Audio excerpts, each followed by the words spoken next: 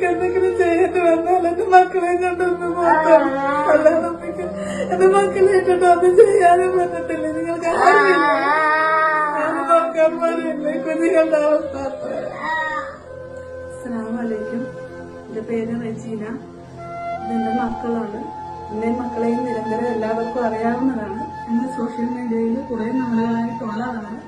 ഇതിനിടയിൽ ഞങ്ങൾക്ക് ഒരു ചാരിറ്റി പ്രവർത്തനം നമ്മൾ വീഡിയോ ഇട്ട് തന്നിരുന്നു. അതിന് ഞങ്ങൾക്ക് ഫണ്ട് വന്നിരുന്നു. പക്ഷെ അന്ന് ഞാൻ പറഞ്ഞിട്ടുണ്ടായിരുന്നു എന്റെ കിടപ്പാടവും ഞങ്ങൾ സാമ്പത്തികമായിട്ട് ബുദ്ധിമുട്ടുകളും അനുഭവിച്ച് മുങ്ങിക്കിടക്കുകയായിരുന്നു കടം കൊണ്ട്.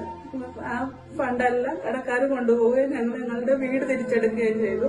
പക്ഷെ ഇപ്പൊ വീണ്ടും ഞാനും എന്റെ മക്കൾ പട്ടിണിയിലേക്ക് പോയിരിക്കുകയാണ്. എല്ലാവർക്കും അറിയാവുന്നതാണ് കുട്ടികളുടെ വാർത്ത സ്ട്രോക്ക് വന്ന് ട്രീറ്റ്മെന്റിലാണ്. അതിനുശേഷം ശാരീരികപരമായിട്ടും മാനസികപരമായിട്ടും ഒരുപാട് ബുദ്ധിമുട്ടുകളുള്ളതുകൊണ്ട് ജോലിക്ക് പോകാനായിട്ട് പറ്റത്തില്ല. ഒന്നിനും വേണ്ടിയിട്ടല്ല, മക്കളുടെ വിശപ്പടക്കാൻ വേണ്ടിയിട്ടാണ്, കുട്ടികളുടെ പട്ടിണി മാറ്റാൻ വേണ്ടിയിട്ടാണ് ഞാൻ വീണ്ടും വീണ്ടും പോലെ സമൂഹത്തിന് മുന്നിലേക്ക് വരുന്നത്. കണ്ടില്ലേ കുട്ടികളുടെ അവസ്ഥ, കണ്ടില്ലേ?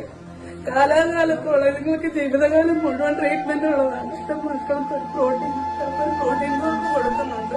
പിന്നെ നിങ്ങൾക്ക് പാമ്പേഴ്സ് വേണം ഡെയിലി.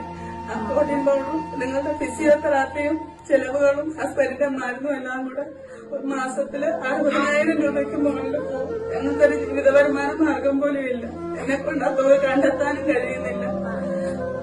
വേറെ മാർഗമില്ലാത്തതുകൊണ്ടാണ് നിരന്തരം ഇങ്ങനെ സോഷ്യൽ മീഡിയക്ക് മുന്നിലിരിക്കുന്നത്. ഇങ്ങനെ പഴയ വീഡിയോ തന്നെ വീണ്ടും പോസ്റ്റ് ചെയ്തവരെ നോക്കിയിരുന്നു ഇനി ഒരു വീഡിയോയുടെ മുന്നിലേക്ക് വരാതിരിക്കാൻ വേണ്ടിയിട്ട്.